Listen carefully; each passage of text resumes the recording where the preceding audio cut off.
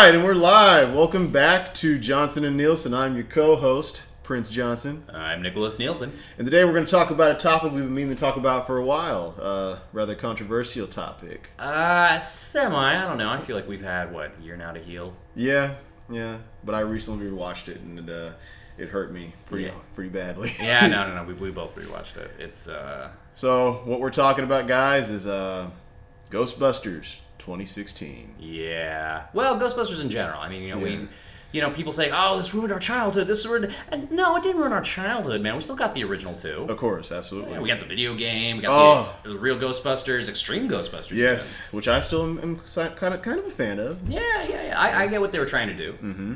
Yeah. So, with 2016 Ghostbusters, directed by Paul Feig, we sort of lost Ivan Reitman as the director. He stayed on as the producer in a lot of ways.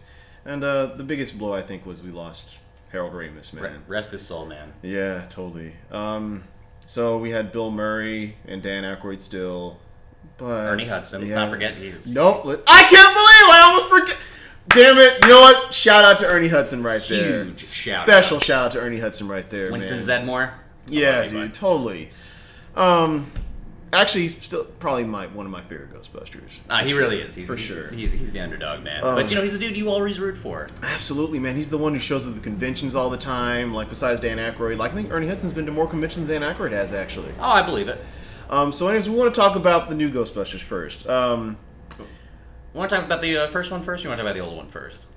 Okay, we'll lead in the new one. Sure. Okay, so, how did you first discover Ghostbusters? Okay, so one of my first memories of Ghostbusters is actually one of my first memories as a child, period. I was about 3 years old, probably even 2, man. And I remember seeing Ghostbusters in the theater with my folks. Yeah, I was 3. I was 3 years old.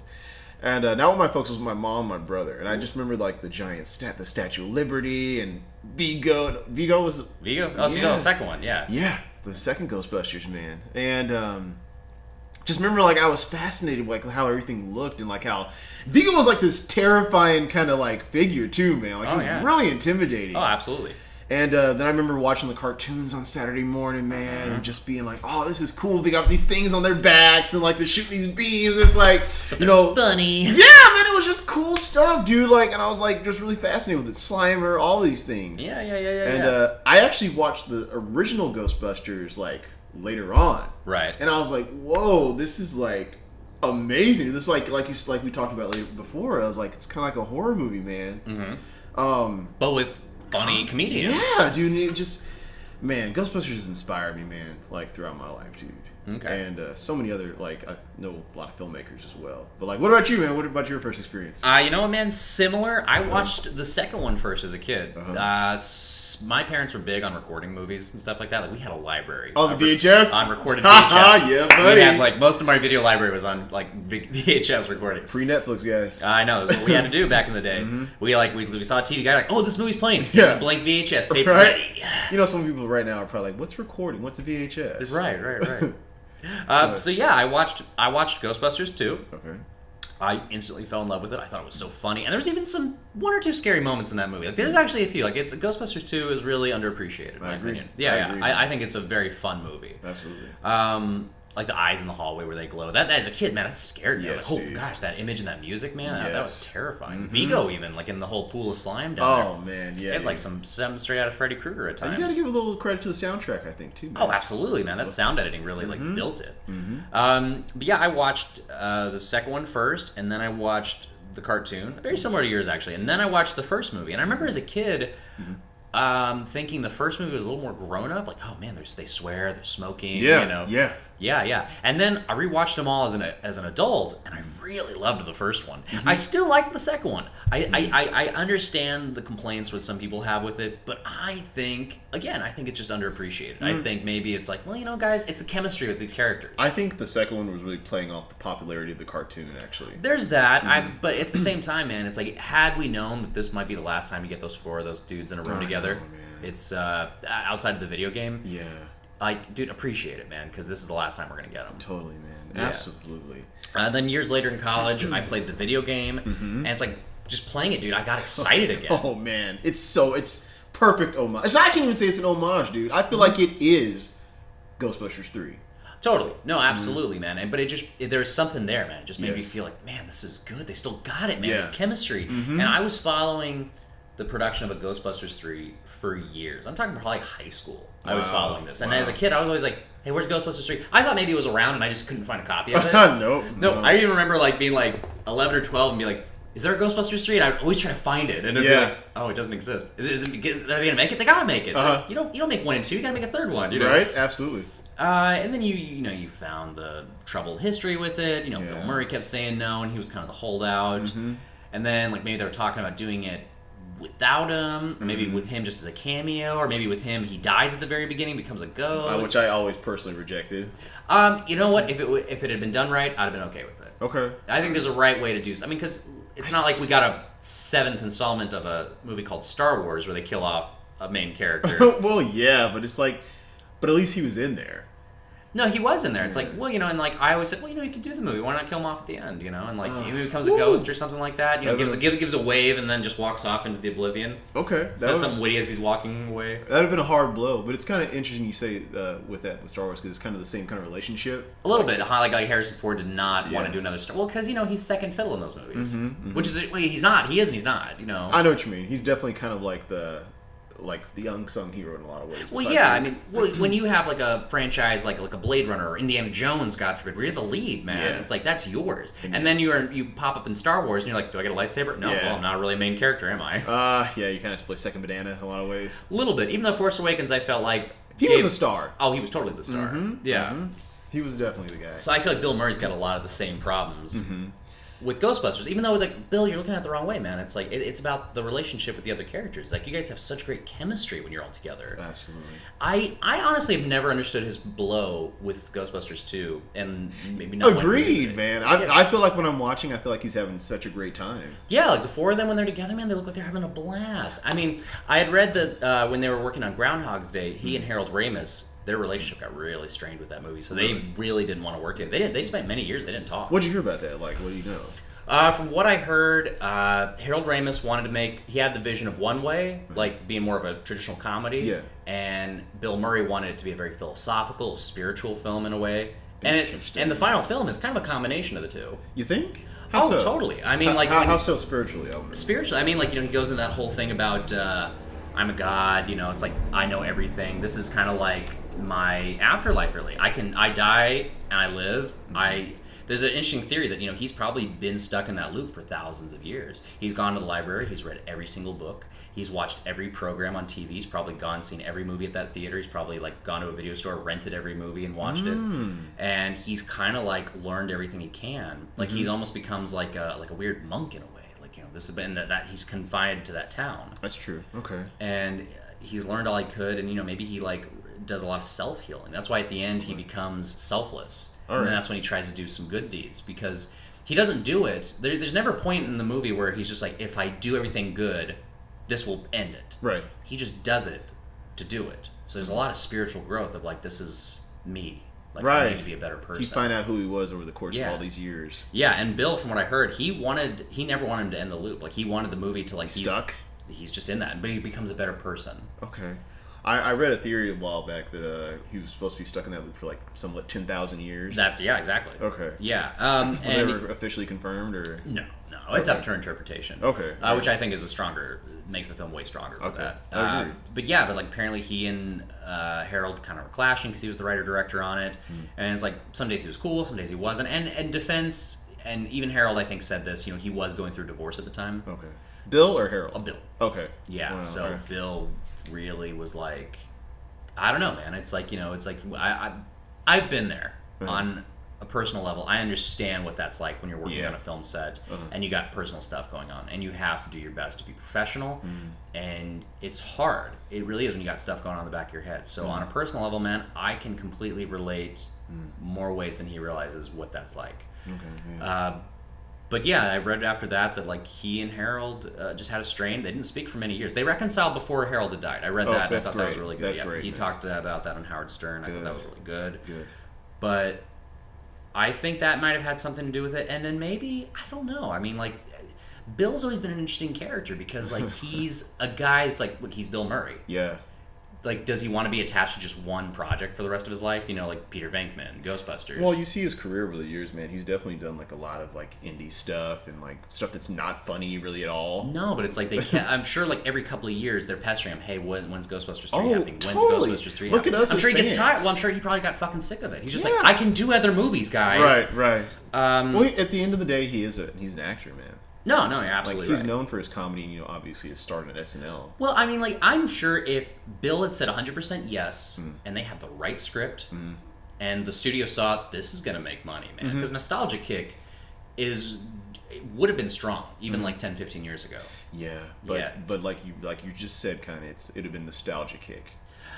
But I mean, there's a right way to do some of these reboots, man. Like where you get enough of the old and enough of the new. Uh-huh. I know a lot of people will like shit on The Force Awakens. I personally thought it was a fine movie. Like I wouldn't say it's the best Star Wars, but I thought it was fine. It was just enough good. Yeah, it was good. It was just enough new. It was just enough old, and I'm intrigued where the franchise is going now. Oh, I'm like, totally. Man, I want to know what happens with these, and I kind of like these new characters. And I can't judge it too harsh because I've only seen one movie. It's like, the prequels. If I just judge the prequels on Phantom Menace, I'd say these below. Yeah. I've seen all three. They're not that great. Right. But Revenge of the Sith is pretty good.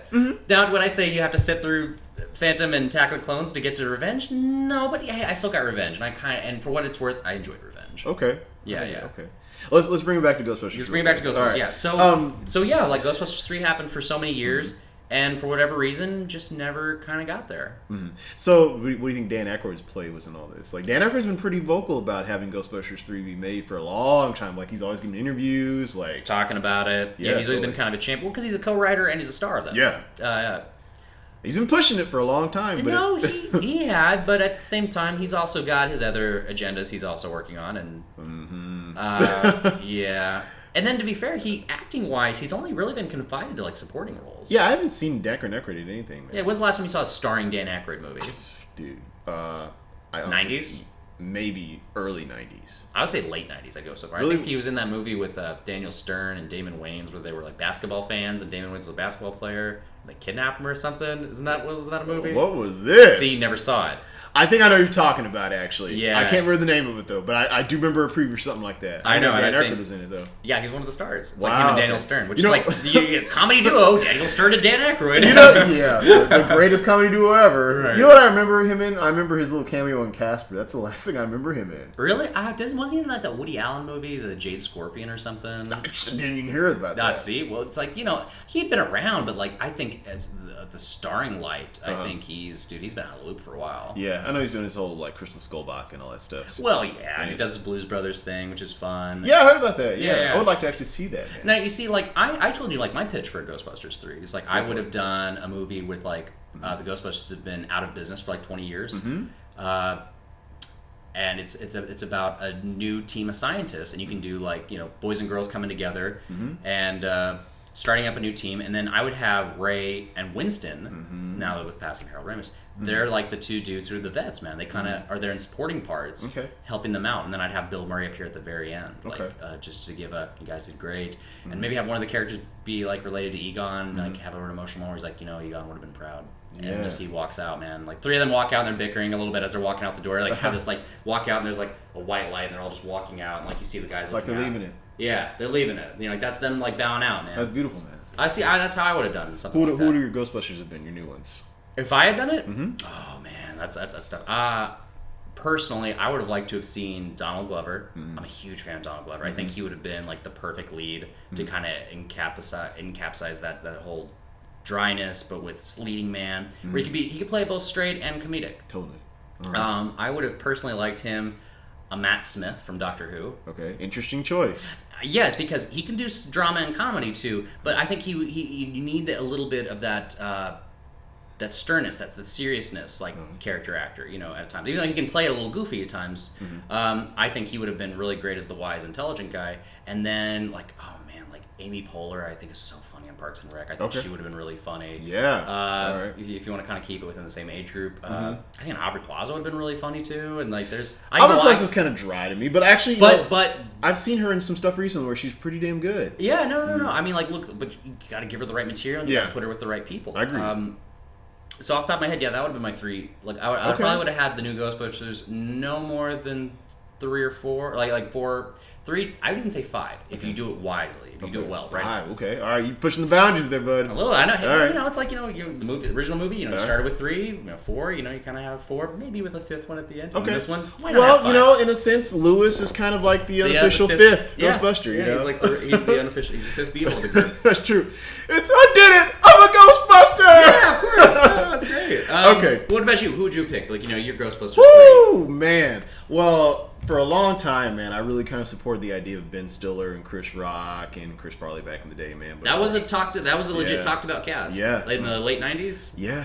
I hate that we lost Chris Farley though, man. I think when he died, that was a killer for it. I think so, man. Yeah. Oh, dude, I really love your idea. Donald Glover is like one of the guys. I just think, look, that's your face, man. I actually kind of caught on to the idea with having Jonah Hill and Seth Rogen be 2 of the Ghostbusters for a while. You see, Jonah Hill I thought was fine. Mm-hmm. Seth Rogen I never would see as a Ghostbuster. I would just see Seth Rogen. I think, okay, I understand. I'd like, we're going to catch some ghosts. No, I understand why you would say that, because that's kind of like the brand that he's been, that's been labeled upon him. Well, even when he tries to branch out and do other things, Green Hornet. He's not Green Hornet. He's Seth Rogen. Right, I understand, and that's not a great movie by any means. No, but that's him trying to step up to a But franchise. I also think, like, if you give, like you said before, like if you give the guy the right material, like maybe you could do something good with it. No, I'm not saying he's a bad actor. I'm just saying. Oh, I know. Plus, I don't think he would want to do it. I think in the past he was rumored. Like someone did interview him. Totally, yeah. This was probably post Knocked Up and Super Bad. Someone had asked, "Hey, I heard you're rumored for Ghostbusters 3." He goes, "Oh, that sounds like a terrible idea." Mm-hmm. It's like, who wants to see that movie? All right, this kind of just came off the top of my head, but like, could you imagine Key and Peele in a Ghostbuster movie? Yeah. Oh, that's gold. I think so too, man.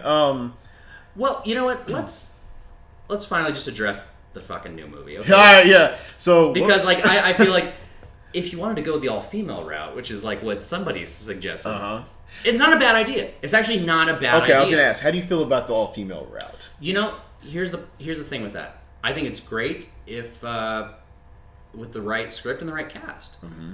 At the end of the day, I don't care as long as the story serves it. The cast don't serve the story serves them. You know what I mean? It's so yeah. If you write a great Ghostbusters movie with an all-female cast, or just characters, and you can just put the females in those roles. Yeah, like don't write them to be intergenders. Yeah, you write them like at the blank slate. Yeah. You just happen to cast like really great female actresses that can come in and just be funny and kick some ass. Yes, they came, they saw, they kicked its ass. Yes, sir. Yeah, that would have been great because I told you it's like I think Amy Poehler would have been a great choice. Tina Fey probably would have been a fun choice. Okay. There's a lot of really like good, strong, funny female actresses out there. Absolutely. Mindy Kaling would have been a great choice. Oh, I think. Dude, yeah. Oh yeah. I like the girls from Broad City also, man. They're hilarious. They're really God! Yes, that would have been a good choice, man. That'd have been a fan-fucking-tastic choice. Absolutely. I feel like they would actually fill those roles really well because they have like kind of like the quirkiness, but like they're not too quirky where it's like, where it's like, ugh, like why are you going? It's like I don't want too over the top, which was a big problem I had. Sorry for you guys who love her, man, but Kate McKinnon to me was a big problem in this movie. I'm sorry. But you know what? I'm not sorry because I didn't like her character at all. I thought it was too much. I'm on the fence with her. No, didn't like her at all. I can take her or leave her. Leave her.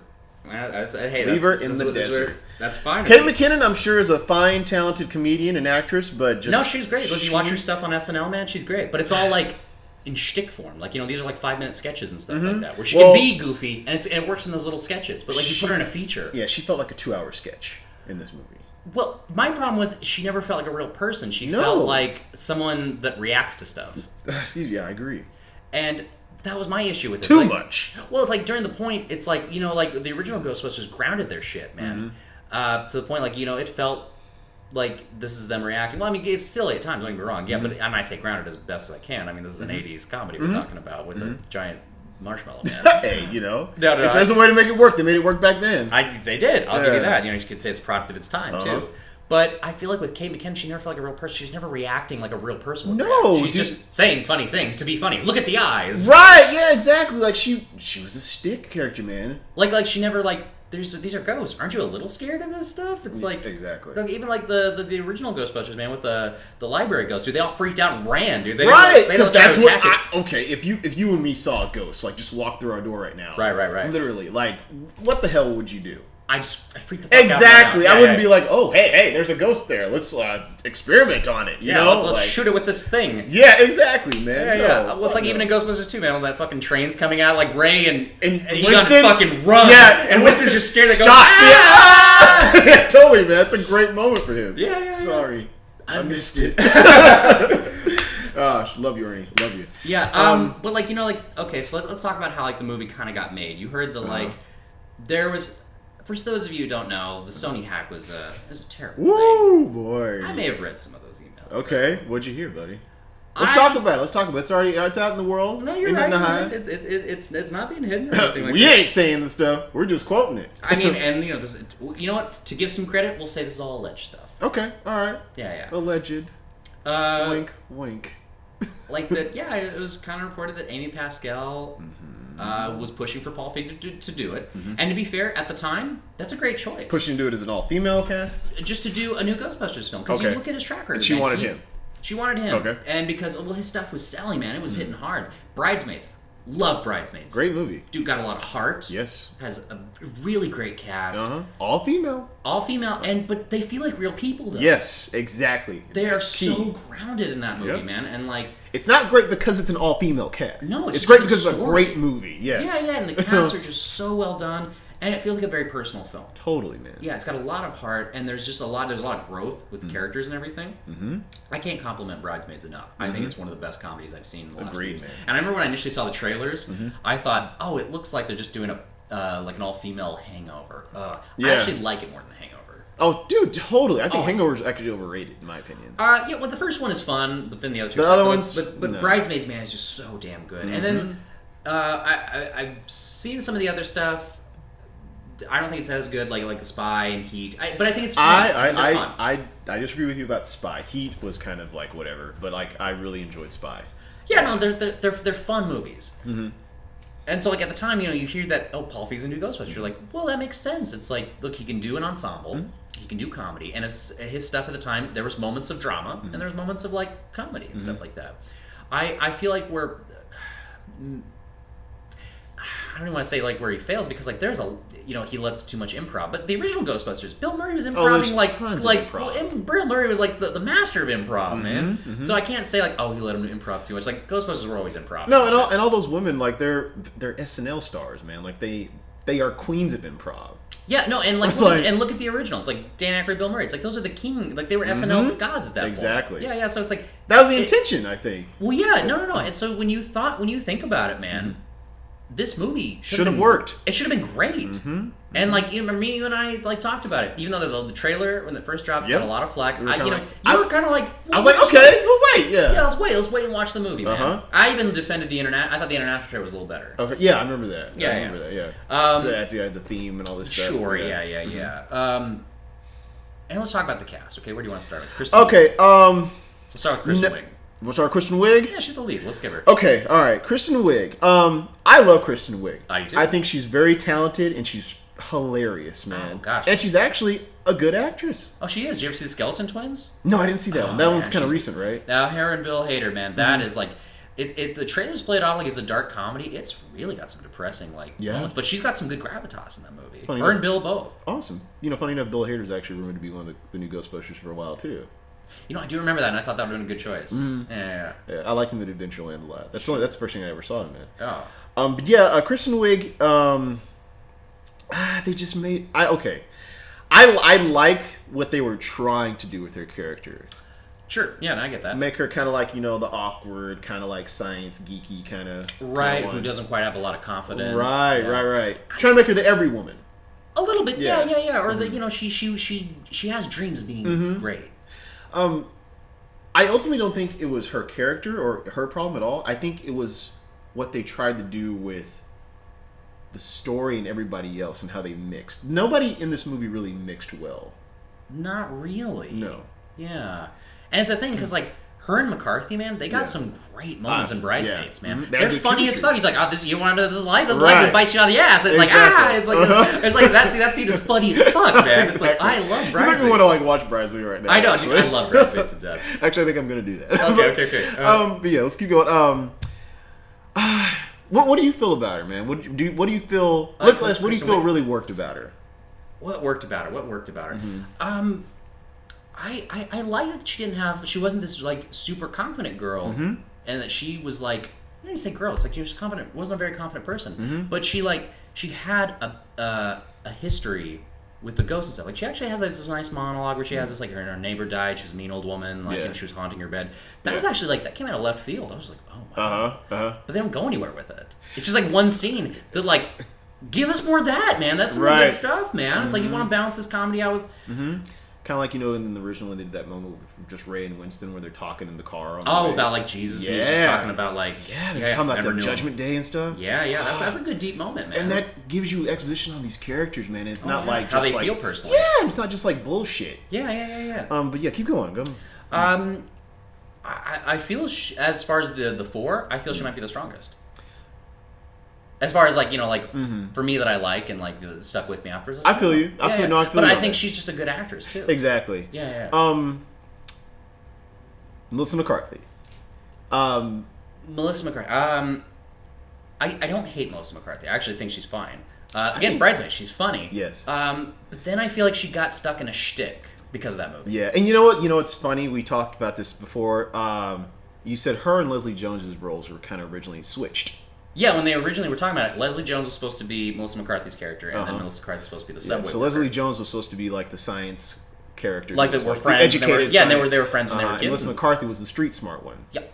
So she was kind of going to go back to her Bridesmaids kind of role, and that's why Paul switched it. But to be fair, I think that caused more controversy because everybody's like, "Why can't the black woman be a scientist?" And I remember reading earlier reports. I was like, "She is the scientist, but she's not." What? Oh, yeah, they switched it. Why? It's like that's dumb. Melissa McCarthy, I think, is talented, but I feel like even with this role, even when they switched it, I still feel like she was still stuck in that shtick, man. Yeah, a little bit, because it's like, look, she's gonna play that character off, like just look at the wonton scene, like the scene with the soup and all that stuff. Oh, right, She's totally like that. It's the same shtick, man. Yeah. I get. She's not bad. It's just, I don't know, man. It's just like this. It's like they could have just made her something else than that, man. Yeah, I honestly said, well, just don't cast her. I understand why they cast her. Oh no, I mean, Paul has cast her in like his last 3 films. Yeah, that's so like his leading lady. Yeah, but you know what? I remember there was early reports that he was talking to Emma Stone, talking to Jennifer Lawrence. He was talking to like a bunch of different women. It's like, well, try something new with this, man. Right. Yeah, step out of your comfort zone. Especially with these younger actresses, man. Give them some opportunities. Yeah, and this is going to be like a franchise. And I know he was trying to want to say, well, it's like they don't give older women enough chance, and they're all like kind of pushing their 30s and 40s now. Come on, man. No, I get what he's saying. But yeah, and that's not a bad. It's very honorable. I totally understand what he's saying. But I'm not saying she shouldn't have been in the movie at all. I liked her, but she could have been something different, man. I'm just saying, could have done something more. Yeah, no, I get what you're saying with that. I feel like if you watch their chemistry and their scenes, like her and Kristen Wiig and like Bridesmaids, they have some great stuff. It fails, man. It pales in comparison. Yeah. In Ghostbusters, like it's like non-existent almost. Yeah. And nothing's really that funny with her. No, even with their chemistry, man. It's like, at the end, like, she jumps in to save her friend and everything. Yeah. You kind of don't care. Exactly. There's like, it feels like this is by the numbers, man. Yeah. This is like... And look, I know it's been a year, and I know there's already, like, a lot of hate on this movie. Yeah. But you gotta remember, when the movie was first coming out, like Richard Roper did a review. He said he didn't like it. Everybody accused him of being sexist. So when this movie first came out, everyone was stepping on eggshells, man. Because after that, dude, I felt like a lot of, like, professional critics were really stepping on eggshells. Yeah. Even Christian Harloff said that. I remember. Oh, wow. Yeah. Oh, no. I'm sorry, man. This movie just was not good. No, but it brought out the worst in both sides, in my opinion.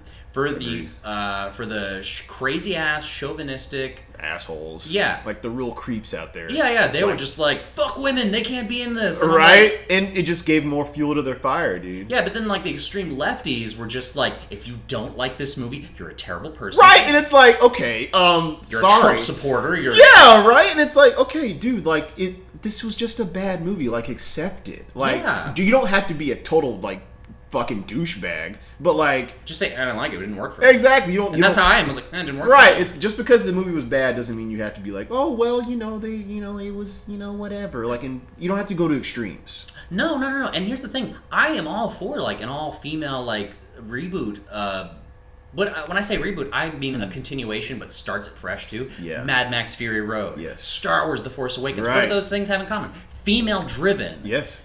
Continues the franchise, but also kind of reboots Furiosa it. and Rey are fucking brilliant. Oh, they're some of the best written characters in recent years. Even though Rey is kind of a Mary Sue, like we'll see why that's. I think we're gonna see why that is. I think she's gonna have some real good stuff with Luke Skywalker and stuff. Yeah. But keep it on Ghostbusters. Yeah.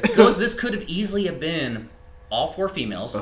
It still could have been a third part. You know what? I've gone on record and said this. I said, if this had been a sequel in disguise, like if this had secretly been Ghostbusters 3, I think it would have killed 80% of the hate. Mm-hmm. I really do. Mm-hmm. Yeah. In fact, maybe more. I'll say maybe it might have killed about 40%. I disagree with you. I think if people would have saw at the very end of the movie, it's these 4 girls, and you just see Venkman, Stance, and Winston walk in with Janine or something like that, and maybe they make a line like Melissa McCarthy's character could have been like Egon's daughter or something like that. Like I said, you still could have done that scene where she's like Egon would have been pregnant, and it's like it's yours. Like they just basically say it's yours now. You just walk off, man. You know what? If they'd have made Kate McKinnon's character Egon's daughter, I don't know. Well, no, the reason I say that because is the cartoon. No, not even that. I just say because like her character was so like I didn't like her character that much. I feel like just saying that connection with the original, with her specifically, would have helped me like her just at least a little bit more. Sure, I get that. So, okay, moving on to these characters, man. Okay. Kate McKinnon. No, I'm going to save her for last. Okay. I want to talk about Leslie Jones. All right, let's talk about her. Leslie Jones, I feel, is a very talented actress. No, she's great. And she's a great comedian. Oh, yeah, she's always been getting shafted on because of like a bunch of different stupid fucking factors, man. Yeah. She got probably the most hate out of anybody in the cast. Now, here's the thing. I'm trying to understand, like, what hate are we talking about? I think were people mad at her she got a lot of racial hate, but man. No. Like, do you think it was some of it was misconstrued? I mean, I know there was some legit racists out there that said yeah, some stuff, yeah. but don't you think more people were just mad? Like, no, we're mad. We're supposed to be mad for you. You should be mad too. Like they're trying to tell her this. Like, Leslie, you should be a scientist. She should have been. I feel like I wish they would have kept the original thing where she was a scientist. Yeah. Or just make her like a scientist. Like just make all the women be scientists. Yeah. Like honestly, we don't need to have. Okay, number one, scientists are people. Yeah. They can be regular people. Yeah. They don't all have to be just scientists. Right. Okay. Even what's her name? The first 2 ladies we talked about. Kristen Wiig and Melissa McCarthy. Kristen Wiig and Melissa McCarthy. They were regular people, man. They were obviously not. They just worked for scientists. universities. Yes, dude. Okay, we didn't need just like a straight rehash. Yeah. Of like the archetypes we got in the first Ghostbusters. Sure. We didn't need that. These all 4 of these characters could have been something completely different. Yeah. But anyways, back Leslie Jones. Got a lot of unnecessary hate, man. No, she did. Yeah. She did. And I know a lot of it was on Twitter. Though in my... Not that I want to be, like... I don't know. Speak your mind. Speak your mind. No. It was just, like... Not that I want to be, like, insensitive about it, but it's like... Leslie, it's Twitter. Yeah, I understand. Totally. It's like, do you not watch Jimmy Fallon's Celebrities Read Me tweets? Yeah, exactly. You got to know. You don't put her on that show because she gets too sensitive. If you're in the spotlight, man, you're gonna get some hate. Yeah, but also it's just fucking Twitter, man. Exactly. And I don't mean that being. Oh, people have opinions, and sometimes they're idiots. Surprise! Like and Paul Feig got so mad and was blowing up on people on Twitter. I was like, dude, you're just fueling them, man. Yeah, we're gonna save him for last. Go ahead though, but it's like, you know what my response would have been to like if everybody just sent me like a million tweets a day saying like, you're terrible and you're Hitler and like I hate you. I probably would have done a Ghostbusters quote from the original movie. I probably would have like put a meme of like Bill Murray saying, "Oh, I don't have to take this abuse from you. I've got hundreds of people dying to abuse me." See, exactly. I feel like that would have been the perfect response. It's don't feel and just them. leave it. Yeah, just leave it. Yeah, just leave it, man. Like your fans are gonna love you. They're going to be idiots, and you don't even have to point them out, man. It's like they're going to point themselves out. Yes, absolutely. Yeah. So Leslie, man, I feel like her character was a stereotype, man. Like they really stereotyped her ass by doing that, and I feel that was like for Paul Feig, who was trying to give all these women like strong roles. Yeah. Why would you do that? You know what I mean? Yeah, like the sassy black woman. Well, no, okay. There's nothing wrong with having a person with sass on the team. That's fine. No, not at all. But when you talk about the original, like Winston is the everyday man. That's all. Who just happens to be black. That's it. Yeah. That's it, man. He's just a dude. Yeah. He's just the dude who becomes a Ghostbuster. In theory, you could have put a white dude in that role. Exactly. Yeah. And it'd been the same thing. Yeah. So You could have a person of any race in that role. my question is with comedy is why does comedy, when it's involved with a black person, have to be like this loud, boisterous kind of thing? There's so much more, man. No, I agree. There's so much more. And we and I have discussed that on a personal level, as far as like, it's like, spoiler, Prince is black. Yeah. I can only hear our voices. I thought he was from California. I thought he was an Asian Canadian. Right. Yeah, man. No, and I get that. I see like the complaints, and then, but to a sense, Leslie accepted it and she owned it, man. It's like Yeah. I know. I get it. And that even like in some other roles, like in Top 5, she kind of plays that kind of part too. Sure. But I don't know, man. Just she did get some unnecessary hate that wasn't fair. this could have been handled better. Yeah, the whole thing could have been handled better. Mm-hmm. But then I don't know. It's like, was it unnecessary for her? Sure. Yeah. Did I feel like maybe she could have like reacted to it like her and Paul both? Mm-hmm. Yeah, I do. Mm-hmm. But I don't know, man. It's like the whole thing just kind of felt like, look, I think a majority of the hate is that most people just feel like you guys just didn't make a very good movie. Yeah. And you guys want to take the role of like, no, they're racist and misogynistic and this, and no, those people are there. Don't get me wrong. Yeah. And stereotypes do exist, people. Yeah. In real life. Yeah. It's a thing. No, it's totally a thing. But at the same time, it's like, but what about all the other? But what about like? I would say that the racist, misogynistic type. I wouldn't even say that was 50% of the hate. I would say that was like a marginal group. They were there, but they were the focus. Yes. I feel like a lot of people just didn't like the movie. When I talk to friends, dude, they're all, and I'm a filmmaker, I'm an actor. It's like lots of women too. My friends. Just said it wasn't a very well done movie. It wasn't, man. No, and people just don't want to accept that. No, they don't want to own up to it. Mm-hmm. And like, that's. I know we're talking about like stereotypes and stuff, but like that's at the end of the day, man. It just wasn't a good movie. No, and I think the more people are mad because it's a reboot, and some of us are just tired of reboots. It's like I saw the RoboCop reboot, and it's like the same thing, dude. I felt the same way about Ghostbusters as I did about that movie. Yeah. Why? And it was okay. Well, it was okay, but I didn't need it. Yeah. Yeah, it was like kind of unnecessary. And you know what? I sort of felt the same way about it because that cast was pretty good. Like Michael Keaton, Sam Jackson, the Jackie Earle Haley. Yeah, Joel Kinnaman's a great actor. He's fantastic. Yeah. In theory, it had all the right pieces, just like this new Ghostbusters movie. Yeah. Paul Feig's a fantastic. I love Bridesmaids. I love this cast, and it just doesn't work. Nope. And I'm disappointed because it won't, because I expected better from these people. Oh my god. And that's really what it comes down to at the end of the day. Like I would have loved this movie to rock. I would have loved to see like 2 more movies of this. Right. I also would have liked it to have been a sequel instead of a reboot. Yes. Like I feel like honestly, it should have been a continuation and not a retread. And it could have easily been so. Yeah.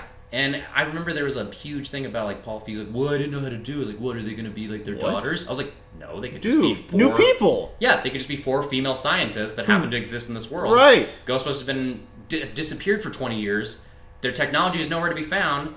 So they decide to build their version of it, and they can build it from scratch, just like how he was talking about. He wanted it. Fine. Boom, right there. Although I will say that the designs for a lot of the new stuff was kind of just whatever. I was fine with it. I wasn't. Okay, that's fair. Because I love the way the original stuff looks, man. And I'm not saying you don't have to upgrade it. You're right. But if it ain't broke, don't fix it. No, but if it's like they're creating it, it should have a new look and design. So I was fine with it. I was like, Okay. that was the least of my I problems. can see what you're saying. Yeah. The trap I felt looked a little dumb. I did miss the look of the old trap. Yeah, man. Well, hey, the proton beams are still there, and they look great. That's true. But okay. So Leslie Jones. We got Leslie Jones. She looked great actress, but like, had a lot of flack that came onto her. But I personally felt she could have just handled it better. Yeah, and I just feel like they could have written like a better character for her, man. Well, I think they did with the initial Melissa McCarthy character. I think if she had played that part, it would have been like everything. It would have been better. Right. All right, let's talk about the 4th Ghostbuster. Woohoo! Kate McKinnon. Kate, this is not against you. I don't want to let you know that right up, okay? Like right away. It's not no hate against you personally, or you as a talent, actress, any of the comedian, any of that. No, love you on SNL. You're great. Your character sucked. Hated it. 100%. I did not like that character at all. From the moment I saw her. Or not, you know what? Not even the moment I saw her. From the moment she actually really spoke. I was like, this isn't gonna work, and it didn't. And I gave you a chance. In the trailers and stuff, I was like, okay, she's kind of quirky. She's gonna be that new Egon kind of character, you know? Even though Egon's not quirky, he's just a weirdo. Here's the problem, and I think like honest trailers kind of said it best. Not everybody needs to be like the Venkman, the awkward, the silly one. Someone needs to be the straight person in this. Leslie could have been that. Spangler. Mm-hmm. Yeah. Someone needs to be the Egons. Yeah. Someone needs to be the Winston. Mm-hmm. You need those anchors. Yes. Because when somebody is the funny one, then you have the straight person. And nobody was the straight person on this team. The movie was so unbalanced because everybody was trying to be that one funny thing. Yeah, like Kristen Wiig, she was the awkward funny. Melissa McCarthy, she was the physical comedy. Leslie Jones, she was the crazy over the top comedy. And then Kate McKinnon was this like weird, quirky, she's unpredictable comedy. Right. And it's like, dude, that's great, but someone needs to be the straight person here. Exactly. Yeah. You know what I like about the original Ghostbusters? What's that? Everybody had their regular qualities, man. Yeah, no. Well, even while Ray was like would say some funny dumb stuff, and like Peter was very dry, and like Winston was just kind of like, oh man, it's like it's like I'll say anything you say, and then Egon was all like, I collect spores, molds, and fungus. Right. Yeah. Everybody was handling everything in their own way. Oh, of course. Everybody reacted to the way their characters should be. And I think everybody was kind of realistic. Yeah, with this new one, I almost felt like they didn't have a right sense of direction. Does that make sense? No, I feel like Paul Feig was like, hey, it's a comedy. Let's make everybody just funny. Yeah, it's like, and he was basically telling them, do whatever you want. Right. I mean, I don't know that. I don't know what his direction But was like. It does feel like that, man. It feels like there's a lack of direction. Yeah. Because here's the thing, like, even with Kate McKinnon wanting to do that, as a director, you could probably go to her and be like, hey, Kate, just tone it back a little bit. You know, like you can pull it back. Yes. There are moments where you can be like that, and there's moments when you should. Like, maybe if she wasn't always like that, because there's a few moments where I chuckle, but like, I chuckle. Right. And like, but maybe if she had earned it, maybe if she's playing it straight, and then at times does some like those goofy faces, then it'd be like, that could have been really funny. She didn't earn it, man. No, that's the problem with some of the comedy. Goddamn dance sequences. Okay, yes, let's fucking address it, okay?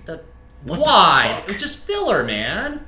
If Paul Feig's initial cut was like 3 or 4 hours, it's like I imagine there was probably like 4 more dance sequences that was in that movie, because a lot of that shit was just filler. Those were embarrassing to watch, man. Those were literally facepalm moments. And you know what? Here's the problem, dude. I know people are like, that's just girls. That's women, man. I was like, dude, what? I grew up with 3 fucking sisters, man. What does that even mean? They don't, like, when they're all hanging out and having a good time, or if there's something good happening, they don't just fucking sit around and dance, stand around and dance and shit like that. No.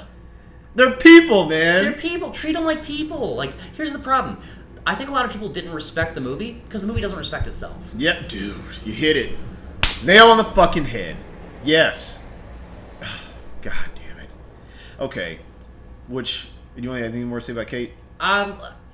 Here's the thing, man. Like, I feel like when she does play that wacky goofiness, like, especially on SNL, it's great because it's in little 5-minute sketches. Yeah. When you put it in a feature film and you have her just do that throughout, she doesn't play it straight. And it's just this caricature. Yes. Not even a person. It's a caricature. Absolutely, man. It just doesn't. It falls a little flat, man. Little flat. No, that shit fucking busted its whole fucking face up. Well, I read that Paul Feig is like a huge Mystery Science Theater 3000 fan, and it felt like her character is like a Mystery Science Theater person reacting, like, we just taught him how to use the phone. You know what? Look, the eyes. It felt like that was an MST3K character. That makes a whole lot of sense, man. A little bit. A lot of sense. That really does. Yeah. And I'm wrong. Hey, look, I like MST3K too. I'm a big fan of that show. Mm-hmm. But that doesn't... Classic. But they make fun of films. They're a show that makes fun of bad movies. Mm-hmm. By putting that character in it, I almost feel like you're saying your movie's bad. Yeah, like you're parodying it already. Yeah. In the movie. Yeah, a little bit. Come on. Okay, so like we talked about our 4 Ghostbusters. Let's talk about quick on 2 characters that are in the films. Let's first talk about Chris Hemsworth. Okay. Hated him. All right. I get what they're trying to do. Mm-hmm. And at times I got a few chuckles out of them, but they're just playing him so dumb, man. Janine was not dumb. You respected Jean in the original film, man. She was a force. Yeah. Yes, man. Janine was a character, but she was a lovable character, man. That's what I'm saying. Yeah. She was a actual character. Like she was a person, but she also felt like a woman. Like, I've known this woman. Right. Yeah, exactly. Yeah. That's what I mean when I say she was a character. Like she was actually written. Yeah, she was written, and the actress that played her, man, she's so funny, man. She's so Annie good. Potts, man, shout out to you. Love you, Still man. looking beautiful, by the way. I love how she's a Kentucky girl, but she does the best New York accent. Oh, she's great, man. Yeah. Oh. Ghostbusters, what do you want?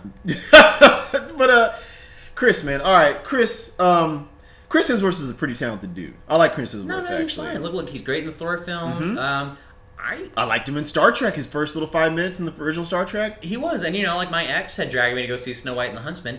He's kind of okay in that movie. Like he's good. He's fine. He's like, to me, kind of had elements of like 80s Kurt Russell in that movie. He's more than what Hollywood's trying to purport him as. Yeah, like he's just like I'm Chris Hemsworth. Yeah. That's what I do. Yeah. All right, I'm the leading man in all the movies. That was very British. He's Australian, dude. Well, fuck it. And that was kind of southern. He's But like, I'm Thor. I have no plans on dying today. But they just made him stupid for I feel like no reason other than to say, hey, men are stupid. You know what? Here's the thing, and I did remember seeing some reviews where they basically accused Paul Feig, like, the men in this movie, you make them all like either assholes or really dumb, and I feel it's a little mean spirited. Like you're basically trying to say that like all men are jerks. Like there's not one good male character in this movie. No, even the Ghostbusters cameos are all kind of stupid. Winston's cameo is fine. Yeah, but that's it. He's like, He's not Winston. I know. Shout out to Ernie Hudson again. For being the only really decent cameo in the new one. Yeah. But no, man, they just made him really too stupid. Covering his eyes when he hears something loud. I was like, oh god. I mean, no, I'm not even gonna go there honestly. But that was really dumb. Yeah. All right. So I want to fly by these ones real quick. Yeah, and then just the other character, the villain. Dude, there was a villain in this movie? What was his name? Well, hey, what? I'm being serious. What was his name? I really don't know. I can't remember. We just watched this the other day. I can't even remember his character's name. No, I can't remember. Like, what was his point? He was mad at the world or something? Why? And he somehow had this technology to, like, bring ghosts into our world? Okay. So, like, was he a student? Like, was he a science major? How did he get this technology? How did he have the book smarts for this shit? No. Congratulations, Paul Feig. Actually, what would have been a really cool subplot? And, like, more of a reason why he hates the Ghostbusters is maybe he'd been one of their former students. And they, like, flunked him or they hated him. And he would have been smart. He, like, okay, that's how he gets that technology because he, like, was in their classes and shit like that. And, like, that's what his personal vendetta was against them. Nice, okay. See, like, look at that, man. I just pitched you something, like, literally under a minute. Reiterate your idea about who you would have had as the villain for your Ghostbusters. And he's actually in the movie. When I in fact heard his casting, I thought he was the villain. Yeah. And I thought, oh, genius. Yeah. Charles fucking Dance, man. Tywin Lannister from Game of Thrones. We know him from our childhood as the villain from The Golden Child. Yeah, which is a nice little I love The Golden Child. I'm sorry, Nuncy. Yeah.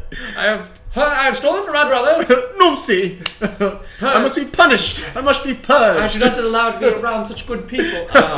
Eddie Murphy, boy. Yeah, but no, dude. Like, that dude is like a Shakespearean trained, classic gravitas. Like, yes. And dude, on Game of Thrones, dude, he is scary. He is a force to be reckoned with. That dude is evil on that show.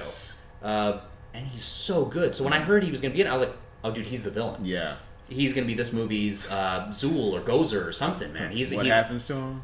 He's the college professor that fires him at the very beginning of the movie. And he's gone. And then he's gone. You don't see him again. For the entire fucking movie. Why wasn't he the fucking villain, man? And not play this stupid-ass scientist. Why not have him be some sort of demon or like let's go even back to the original cartoon. But the boogeyman, he could have been any character, man. Just a waste. They wasted him.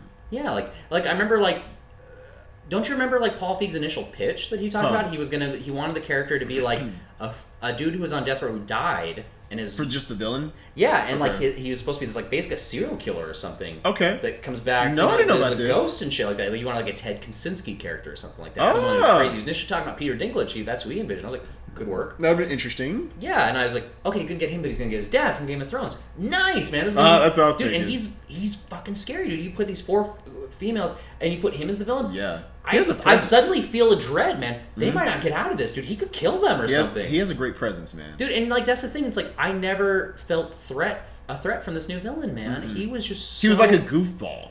No, and again, he was just kind of dumb and like, okay, it's like, oh, I don't want to talk to the weirdo. Oh, it's the weirdo. Oh, right? Hey, weirdo, we got a shitty toilet down on like 5. It's like, Oh God, dude! Like this is. I don't. There's no sense of threat. There's no sense of urge. No danger, There's man. Yeah, there's no. There was urgency. no danger.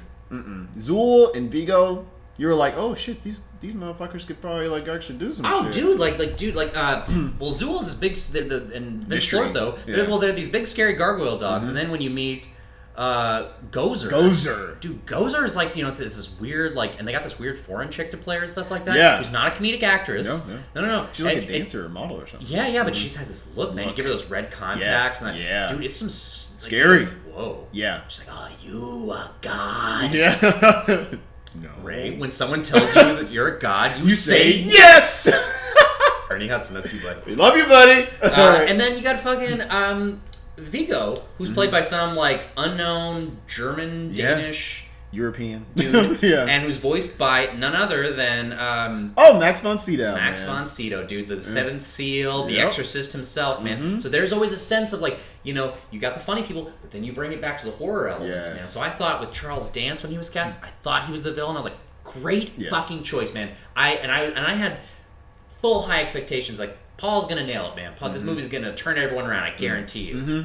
Because he was initially talking about, look, it's going to be really funny. It's also going to be really scary. And I want it to be really scary when it is. And I was just like, great cast, man. This is going to be, you're going to rock it. Right. Just a letdown, man. It's like he had all the right pieces, man, but he put them in the wrong places. Yeah, dude. They didn't use him really, just in general. No, they didn't. Well, they didn't write a good villain. Yeah. And it's just like, that really? Yeah. Dude, and it's the world of Ghostbusters, dude, with like, you monsters, demons, folklore. You could have, like, that's the thing that Dan Aykroyd always brought to the table. He always tried to base it on something that was real. Yes. Ivo Shandor, they talk about, was like sort of inspired by Anton Chevet-Levet, who was the founder of the Church of Satan or something like that. Oh my god. See, I do a little history here. Awesome, man. Yeah. And your character is some like nerd reject that's like a caricature of an SNL skit or something. Like, this is no force, and he turns into a big He was just an angry nerd, basically, like you just said. Yeah. That's all he was. Maybe an autistic angry nerd, Right? But then he turns into a big ghost at the end with a little bow tie. And... so stupid. I was very stupid, man, and I was so... So, we're talking about direction here. Okay, so we talked about the four Ghostbusters, we talked about our supporting characters. Let's talk about Paul. Yep. Don't hate him. No, Paul Feig's a pretty good director. He's a very talented director. Bridesmaids is very great. I'd even go as far as say I like him as an actor too. Heavyweights. Oh, he yeah. is great in Heavyweights. Yes. Dude, in fact, he's classic. got some funny moments in Heavyweights. He has some of the best moments, really. Yeah, I would argue it's like, dude, he's just as talented of an actor too. He is. He's like, these new buns of steel. Like, oh, as you can see up there, is the American bald eagle. Eagle. yeah, man. Oh yeah. So hey, Paul, we don't hate you, buddy. No, we actually think you're great, Yep. man. You just didn't do good at this. But you could have, man. It's like, I just feel like all the right pieces were there, man. Yeah. And I get it. You wanted to make it your own. But I feel like, well, like, remember with George Lucas with the prequels, man. If no one's around to tell him no. Yeah. Well, that's the thing, though, man. Ivan Reitman he was producer on this? He was. I'm sure, and he gave notes to. But if you read the alleged emails, let's say Amy Pascal and them were kind of strong arming a lot of the original creators out. Now, to be fair, it's because, dude, the film Ghostbusters 3 in defense was sitting on development hell. Maybe you needed to strong arm them a little, like, to finally get the movie. It's like, look, you guys are only getting older. Harold just passed away, so that we're never going to get a true Ghostbusters 3 again. So they're kind of rushing it at that point. A little, but you can take your time to make a good movie. That's fine.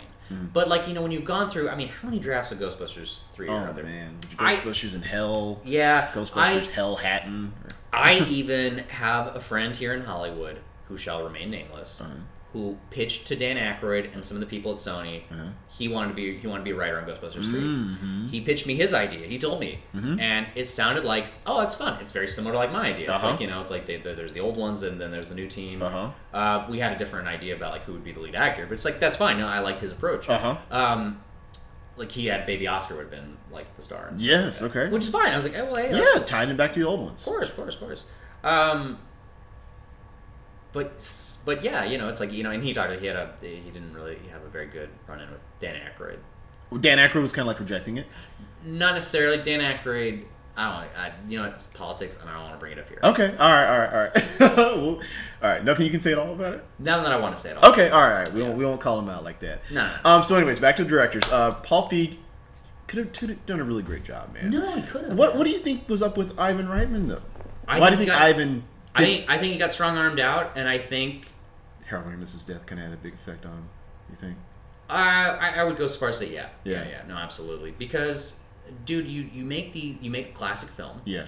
You make a sequel to a classic film. It's successful, but not quite as good as the first one. Yeah. And you spent years talking about doing another one. Years. You want to bring the 4 Desperados back. Yeah. Man. You want to, at least for one last ride. Yeah. Even if they're not the main players, you want to bring them back together. Maybe in like one scene where it's the 4 of them. Right. And bring in new blood. Mm-hmm. Which has always been the original idea. Yeah, passing the torch. Even back when it was in the 90s, they were talking about that with Ben. Even back when those guys were just still in their like 40s or like late 40s. Late 30s, I think. No, they were in their 40s. Oh, you mean the originals? Yeah. Okay. Yeah, that was always the idea of like passing the torch, man. Because Bill was always kind of like, I don't know, what am I? And well, because I bet in an alternate universe, Bill Murray probably made 4 more Ghostbusters films. Like he probably kept making those movies, man, because they were just. We can only hope, bro. Yeah, let's visit that alternate reality where he was just like, he understood the business idea. Right. He's like, fuck it, man, I'm gonna ride this gravy train. Right? Yeah. Oh man. It's bottom line, man. We just wanted a good Ghostbusters movie, man. That's it, man. I mean, that's what most of us were upset about. And it could have happened. Oh, it could have been. And what I think hurt the most, man, is that it always seemed like it was gonna really happen that way, the way it should have happened. Yeah. Like it always seemed like, okay, Bill Murray's reading the script, it's on his desk, and he's showing up at these conventions in this Ghostbusters costume. He goes to the award ceremony with Festus Venkman. And he's like, every time they'd ask him about it, he's like, yeah, I'm thinking about it, and it's like, dude, it just. Well, and I get it. Bill just kind of wants to sit around and play golf some days. I get it, man. And he just wants to be in Wes Anderson films, which I get it. I like Wes Anderson too. I love right. Wes Anderson I get films. it. I totally understand. And I even understand from the new people. Mm-hmm. I get what they're trying to do. Yeah. You're in a world where it's all Avengers, one female character in it who's like in sexy spandex. Right. Kind of like... They're stereotyping. It's just like, hey, let's make the girl sexy. Yeah. And just, And I get it. And look, Paul does a lot of these comedies, when it's like women of like, like... that aren't your traditional beautiful Hollywood woman. He wants to give them some line. You know what? And I'm sure when they all hang out, they're probably all cracking jokes. And I'm probably, it's funny as fuck, man. And if I were them, I get it, man. I would want to make a movie with my best friends too. So I get what he's doing. Yeah. 100%. Totally. I applaud him even for trying Yeah, it. totally, man. But I just feel like, dude, but you gotta respect what it is too. It's like it's a franchise. Like if he want to just do his own like horror comedy about women like blasting ghosts and stuff like that and call it something else, awesome. Yeah. But when you attach it to Ghostbusters, dude, there's gonna be weight. There's gonna be gravitas. Totally. You're gonna live in the shadow. Even if it's good, you're still gonna live in the shadow. That's true, man. Because something so iconic. Large, yeah, came before. Come on. It's. I feel like I've said all I can say about it. It's just like true, man. There was certain responsibility. Like if you're gonna do it, you either have to do something drastically different. I mean drastically, because this movie felt like a retread of the original. It did. And I say drastic, I say look at like certain remakes. Yeah. And I'm gonna say your word remake because a lot of remakes they're never the exact same as the original, unless you're Alfred Hitchcock's Psycho and then Gus Van Sant does it shot by shot. Right. But like say like David Cronenberg's The Fly versus the 50s Fly. Yeah. People call it a remake because it's a remake.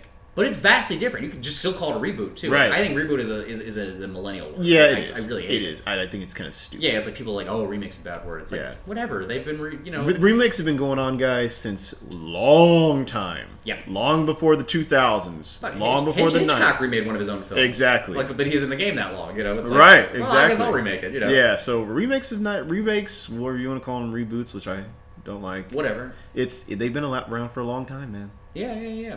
And I get it. Totally get it. And, but Paul, it's just like, look, here's the thing, and I get the hate. There was some hate, brought on. Just like there's some misogynistic things that were said. There were some racist things that were said. Totally, yeah. Personal attacks were made at your cast. Yeah. But in defense, a lot of celebrities are always being harassed on Twitter. Dude. It's Twitter. It's like, I want to quote Jay and Silent Bob Strike Back for a moment. Let's hear That's what the internet's for. Bashing people anonymously. That's true, Shutting down the film's not going to, silence this. It's like they're still going to talk shit, dude. Exactly, man. That's what the internet's for. It is. And I'm not justifying these people. I'm just saying That's going to happen. It's going to happen. Yeah. You getting on a huge rant and telling them to shut the fuck up isn't going to stop it. You're just becoming one of them. You're throwing gasoline on the fire, dude. Yeah. Yeah. Mm-hmm. Yeah, you're trying to get in a shouting match with somebody who the internet is their voice is always going to be louder, dude. Yep. Because it's like Hydra, dude. You cut off a head, 3 more are going to pop in its place. Exactly, man. There's just a right way to handle it, man. I feel like handle it with some grace and charisma, man. Mm-hmm. And then it's like the movie. It just felt like you didn't quite have an idea, or maybe you had 20 ideas and went with all of them. Right. Yeah. Yeah, because initially, the initial pitch that I heard, in his initial email, and then what he was talking about in interviews, sounded like, okay, hold on, let's give it a shot. Let's just watch it. It's like, could be real serious, could be real funny. Right. Like, could be really scary, could be really funny, and that's always what I Sounds like the original Ghostbusters. Absolutely. Yeah. He wants to use SNL actors just like the original Ghostbusters. You cast, really good people that are funny, cast some good dramatic people, like a Charles Dance. You're like, let's give it a shot. Hold on, let's just wait. Let's wait. Exactly. But it just doesn't work. No. It's fine. Yeah, it's fine. People make movies that don't work all the time. Yes. Yeah. That's why only a handful of films really kind of you catch that lightning in a bottle, man. And sometimes, and not to say that remakes can't be done like that. There's some successful remakes. I mean, come on. 21 Jump Street, in theory, is like a reboot remake. Oh, it is. And they're funny as hell. And they're totally different.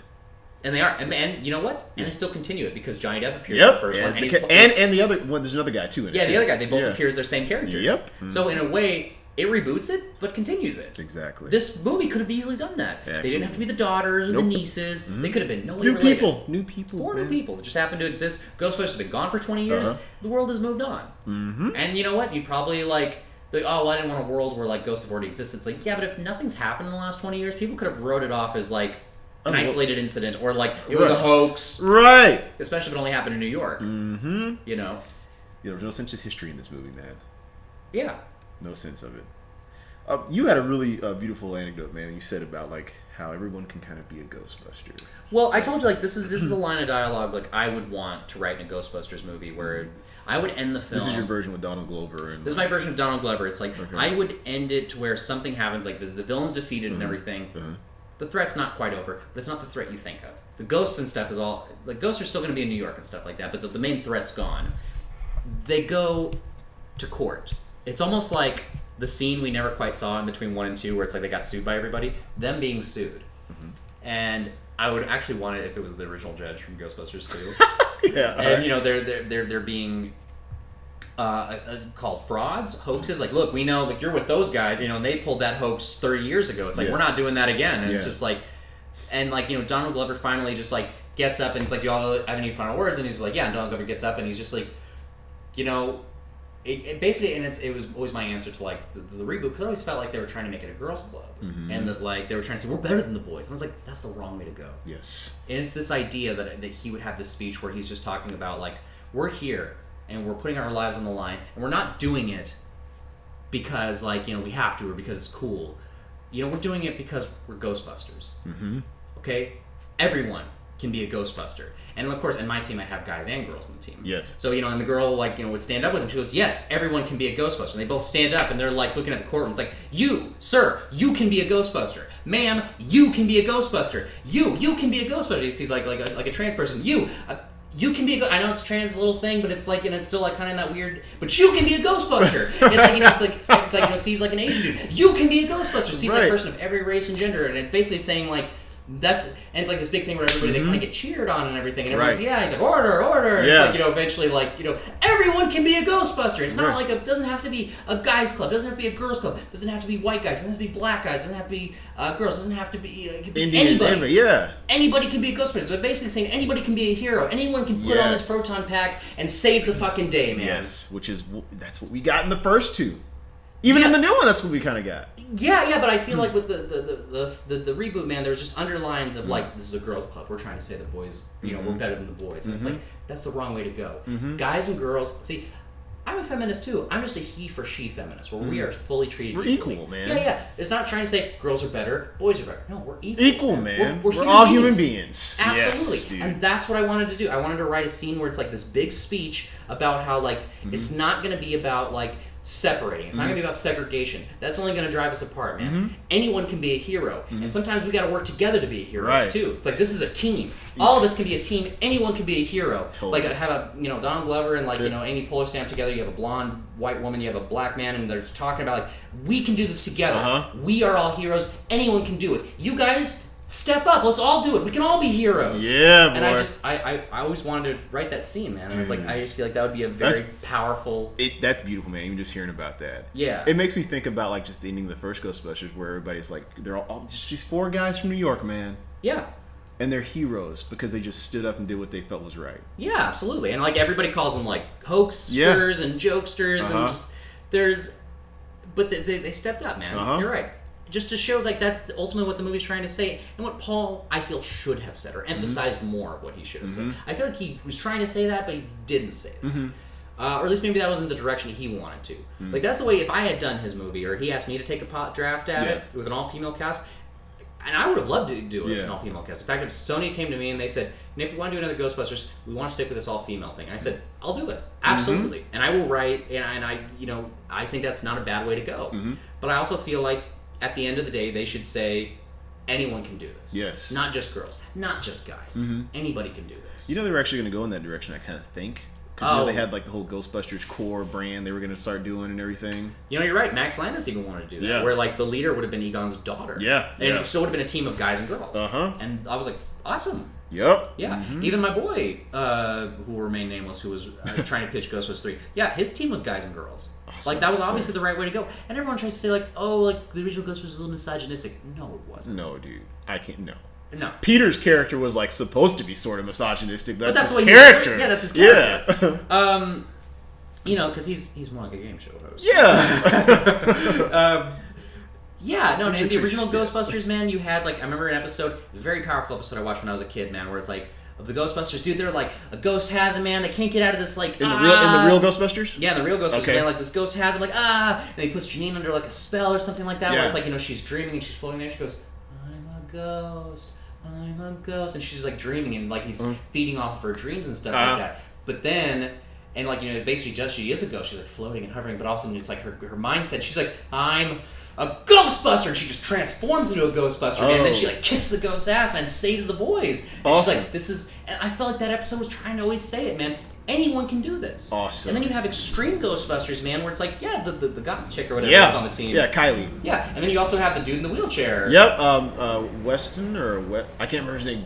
Yeah. But it's like, dude, that's the Extreme Ghostbusters. I didn't think it was that funny, but like that is a great analogy, man. Of like anyone can do this. Totally, man. Yeah. Guy can do the Rastafarian dude with the dreads or whatever. What's his name? There was an Extreme Ghostbusters. No. That was he didn't have dreads. Oh, he didn't have dreads. Yeah.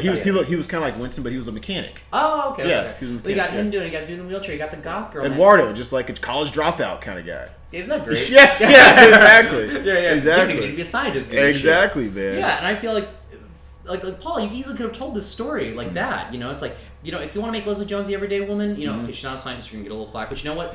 That's your response. Like, well, you know what? Anyone can be a Ghostbuster. Absolutely. She doesn't have to be a scientist to be a Ghostbuster. Nope. She can be a regular person. Yep, and she can be a Ghostbuster too. Winston, bring it back full circle. Winston was the perfect example of that, man. Yeah. Well, because if you notice, if you actually do a little history, the original idea of Winston, he was supposed to be a Marine. Yeah, with Eddie Murphy. Yeah. He was going to be a Marine. Yeah. And he was a PhD too.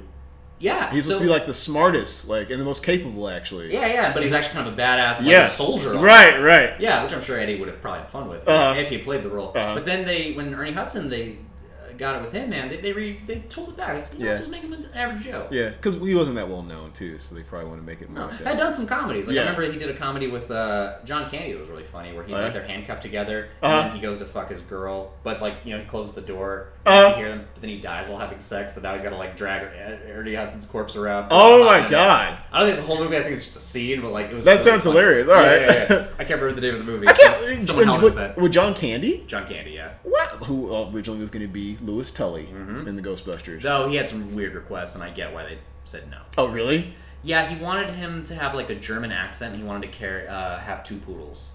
Interesting. Yeah. They're like, no, we want you to play like a nerd. He goes, no, I want to do it this way. He goes, all right, well, later we'll talk. Oh, okay. Interesting request. Yeah. Well, John Candy was a master of what he did. I mean, Yeah. Well, I mean, in defense, like that movie was like, like John Belushi was supposed to be Peter Venkman. Yeah, But then yeah. John Belushi died. Yeah, man. And they were talking to Richard Pryor at one point. Oh, wow. Yeah, to be Venkman. Well, I know the whole like concept behind Ghostbusters was really outrageous. Like they were like kind of Gonna like be these from the fire future. fire- Yeah. And they were like wands instead of like their proton packs. Absolutely, Very, very. Yeah. Well, then I think that was Dan Aykroyd's initial pitch, and then Harold Ramis kind of came and said, "Let's scale it back, bud." Yeah, they're like this SWAT team, like a fire, kind of like looking like firefighters. Right. Very interesting. Um, But yeah, man. even with the history of that, like Chevy Chase was in talks to play Egon, Michael Keaton was in talks. I didn't know about that. Yeah. Wow. Who was Michael Keaton? Egon? Egon. Okay, Chevy Chase too. Yeah, they were both talked. Interesting choice. And then ultimately, Harold was one of the co-writers, and he just stepped in and said, "Well, I'll do it." Dude. And it was a blessing in disguise. Oh, absolutely. Because I feel like one of the other guys, they would have played it to the laughs. Yep. And Harold brought some gravitas. He's almost. You know what's funny? He's almost the straight man in the piece. Oh. Even though he's weird as hell. Yeah. But just the way he plays it, it's like, this. Yo. Yeah. Oh man. But yeah, guys. We've talked about Ghostbusters. That was And here's the thing: it's like to say it's like a bad. Is it horrendous? I'm not gonna go that far. No.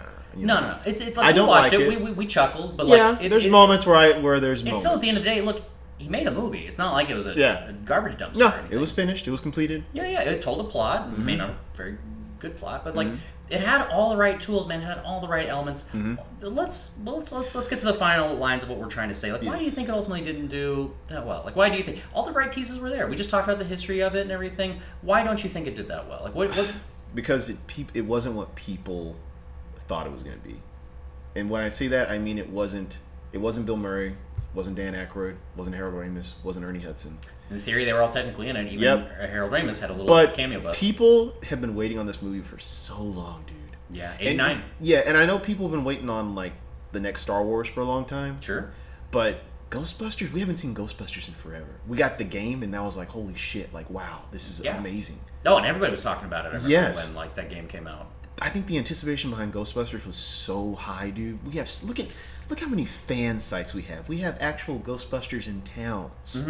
Like they're not actually hunting ghosts, but they're like actual like organizations. Yeah, like they'll go to hospitals and hang out with like sick kids and stuff. They'll go to cons. Ghostbusters is a huge deal for a lot of people, man. It's very personal. Yeah, absolutely. And to see something that we've been waiting on for so long, in a lot of ways, feel like it was butchered and like treated like a joke. Like a joke. This Ghostbusters felt like a joke for like me personally. Yeah. It didn't feel like Ghostbusters, man. Like they didn't love the source material. No, it felt like this is just something that was funny. You're right. No, man. Can I address a white elephant? Yeah, go ahead. And this might be an unpopular opinion, but do you think like at the time, Yeah. with the politics and the election coming up, do you feel like that was Like 2016? with everything, man? I know there was a lot of like tension. With like like there was Hillary, there was Trump, there was this like chauvinist versus feminist movement going on, and I was living in Portland at the time when all that shit was going on, and I felt there was some tension in the air. Like I had some coworkers who were like, I had one coworker in particular who was like, I hate to use this word stereotype, but she totally was buzzed head, flannel shirt, wearing has a feminist as fuck t-shirt. Okay. And that's fine. Like my sister's a feminist. Right. I'm a feminist. My girlfriend's a feminist. That's fine. But this was like I don't want to say man hater, but like totally would say things to me that came off like she didn't like me because I was a dude. Okay. Well, like we talked about, there's extremes on both sides. No, there are, and like we lived in Texas for many years, where we saw a lot of like rednecks like, women are going to be Ghostbusters. What are you talking about? It's like right. Yeah. Which those people exist too, and they're idiots. I left Texas because I got tired of dealing with dumb rednecks. Okay. Well, no, that's a generalization. I left Texas because for other reasons. I know. Yeah, but I know. I want to work in movies. I know, but that was one of the reasons it was like, hey, a little extra bonus. Well, I was just like, I'm not going to miss that. I got you. But with that said, there's a lot of good people in Texas too. Good. What your question? But do you think like the election, the politics, man, it really brought up a lot of things? Do you think Paul Feig at one point and Amy Pascal were trying to say like, you know what, we're going to do this movie and it's going to show that women are strong. Women can lead this country. Do you think there's a little political biasness in this movie? Yeah, that's a possibility, and I think that's what ultimately hurt the film. Now, you can't. Okay, the thing is, the Ghostbusters it's not really about just politics, man.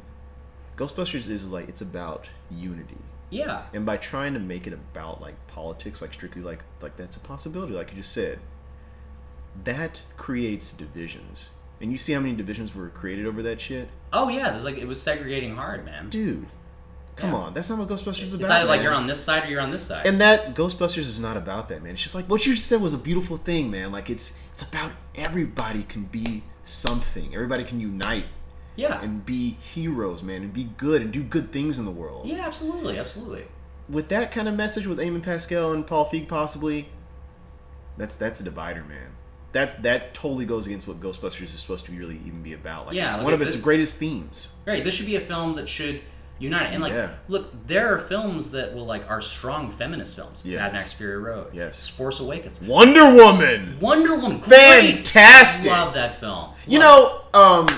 Patty Jenkins said something really great, man. She was asked, okay, well, how do you feel about being like a great, like one of the first female directors to direct one of the first great female superhero movies? And she was like, well, number one, I'm a director. I don't really consider myself just to be a female director. Absolutely. I'm a director. Yeah. And two, I wasn't trying to make a good female superhero movie. I was just trying to make a great movie. That just happened to star a female. Yeah, that's it. And that's a great mindset. Yeah, dude. They're just trying to make a good movie. That's it, man. Yeah. You can't go through your life trying to create like a separation about everything. Like me, everything's gotta be PC. Right. Everything's gotta be like me as a black man. I don't want to go through life, and I don't go through life saying, okay, I want to be a fantastic black actor, or a great black writer, or a great black director, or producer, or anything like that. I just want to be a great actor, director, writer, whatever I do. I want to be great at because that's what I want to be. Absolutely. It has nothing to do with my color. Or my that should be like a 10th thought. It's like, dude. Black. Yeah, and I understand there's a history behind all that stuff. Trust me, I get it. Well, I mean, like, not that I want to point fingers. It's like, you got like guys like early back in the day, like Spike Lee. Yeah, of course. Yeah. Well, and I love some Spike Lee. I'm a big fan. Do the Right Thing is a freaking masterpiece, man. And and Malcolm X. Incredible. I love Jungle Fever. Dude, Jungle Fever is a great movie, man. It says a lot, man. It's like it's really. Yes. He's a very talented director. No, But he's a guy that would always push that hot topic button. It's like, I'm black. This is for black audiences. I was like, oh god, I get Spike, buddy. I understand what he's trying to do, and it was different times back then too, also, man. No. And we weren't as black people. We weren't really getting a lot of like great, things. No. You and I talked about that too. Yeah. So I totally understand where he's coming from. Like I said, totally different time. But we're evolving, man. But that's what I'm pointing at right there. When I said exactly like that, it's like it was a different time. Yeah. We're in a new time. That's what I'm saying with this new movie. It's like, look, that doesn't have to be your message. Right. It's like, guys, what is this? This isn't the equal rights march or anything like that. This isn't like like women have the right to vote now. It's like there's this whole thing I remember that was online. It was on these things. Women can be funny too. And I was always like, who said women can't be funny? Whoever said they couldn't? Yeah. There have always been starring female comedies, man, and like a lot of them are great. We praise Bridesmaids. Dude, there's great movies about like starring very funny females, and there's great movies starring like strong females. Like Wonder Woman was a great movie. We praise it, we love it, but it wasn't the first of its kind. It really wasn't. There have been strong female action roles. Kill Bill. That's the first movie that popped in my head. Aliens. Right. The Terminator. Sarah Connor. Sarah Connor is really the force behind that movie. Yeah. Sarah Connor, Ellen Ripley, dude, come on. Yeah. Oh my god. So like there have been good directors. Pam Grier back in the 70s. Oh yeah. Dude, come on. Like, okay, yes, those are blaxploitation films, but she's a force through let's be real, man. Those were some pretty kick-ass movies. Oh man. Yeah. No, she is fantastic. I love Pam Grier. There's a lot of stuff that happened, man. But it's just like this just felt like a step backwards, not a step forward. It did. Because like I said, it was trying to separate people, man. Well, it felt like a step backwards on two different levels. Okay, they're trying to make a new franchise, and they're trying to be progressive. And that's honorable on both parts. Very honorable. It's okay to want to make a progressive film. It's okay to have good intentions and set out and do that. Absolutely. But I don't know. I remember reading an interesting article. They talked about why Wonder Woman succeeded where Ghostbusters failed, and they talked about like maybe it's because it was a female director, and that Ghostbusters 2016 was feminism through a man's eyes.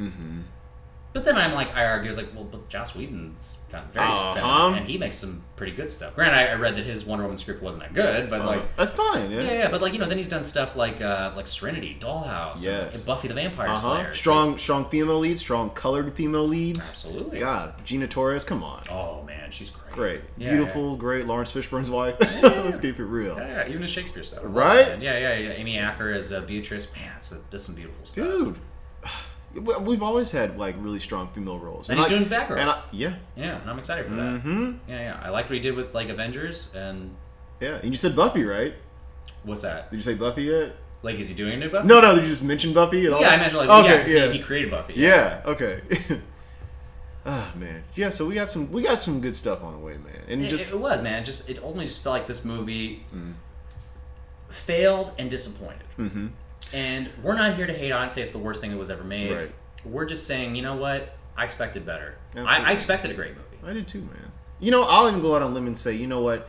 If they announce to like in the next few months or a couple years, like they're gonna do a sequel with that same cast, Sure. I'll be on board to support it, man. Yeah, me too. I'll go see it. But I just don't make the same mistakes. Right. Please, God, don't make the same mistakes you made with the first one. Something that I just want to address real quick. Yes. How about that Fall Out Boy Ghostbusters song? Fuck them. That's all I'm gonna say about that. Actually, you know what? All right, I'm gonna say this, Fall Out Boy. I love you guys. You're a great band. I love a lot of your work. Yeah, but no, fuck you for that. It wasn't a very good song. No, it was terrible. Why not just use the Ray Park Jr. song again? Which they tried to do at the beginning, and then it just kind of fades off into the background. Right when he says, "Ghost." Yeah, like what? Come on, man. Yeah. The Ghostbusters theme is so iconic. That's like you know, like doing Star Wars Episode 7 using a hint of John Williams music, Dude, and come then on. and then going with like Right? someone else, like Junkie XL. I love Junkie XL. Yeah, yeah. I like Fall Out Boy Yeah, too. yeah. Fall Out Boy is no Ray Parker Jr. when it comes to Ghostbusters. Nope. Just like, look, I love Junkie XL. Dude, I love his work on Mad Max Right. and the Batman v Superman. I love a lot of his work with Wouldn't be music. the same, man. It wouldn't be the same. Just like Michael Giacchino in Rogue One. yeah. I can't even remember that soundtrack. Sorry. Except for the hints of like some of the Star Wars tunes. Yep. Which John Williams. Yeah, of course. So, yeah. So final notes on the reboot and on just reboots, feminism. There's nothing really to say about feminism. It's like, look, let's just keep it equal. Like, let's not segregate. Let's not hate, man. It's like I grew up with three sisters, man. I seen some unfairness treated towards women, and it's always bothered me and stuff like Totally. that. As a black man, I've seen a lot of unfairness treated towards myself and people of my race and other races. Yeah, absolutely. It's look, there's unfairness in the world, and I feel like to a point it's getting better, and then to a point it's. But you know, we need to go forward, not backwards. Absolutely, man. Yeah. Now, and with this movie, do I think there's hope for Ghostbusters? Sure, yeah. But I feel like it's kind of hard now to do it. I feel like this movie maybe hurt that idea because it's like you kind of either go. How do you go now? Do you go sequel? Do you just reboot it all again? Which, you know, hey, it's Sony. How many times they reboot Spider-Man? Right. I was just thinking. We were just watching Spider-Man clips a while ago. Yeah. Or do you try to do a continuation? Like, do you retcon this 2016 one? Maybe try to do a reboot / continuation where you bring in Dan Aykroyd, you bring in Winston, you know, like have them just be supporting players, you know? And maybe if you're lucky, beg Bill Murray, you know, like do a cameo. You will have to beg Bill Murray. I don't know, they strong Oh, I was about to say that actually. they strong armed with this one. Maybe it wouldn't be that hard. Oh well. All right, guys, we're gonna wrap it up here. Right. Thank you for joining us again, Johnson and Nielsen, episode 3. This might have to be our first episode. I kind of wish it was in a lot of ways. Oh, you never know. It could be our first episode. Yeah. All right. I'm your co-host Prince Johnson. I'm Nickolaus Nielsen. All right, we'll talk to you guys on the next time. Take care.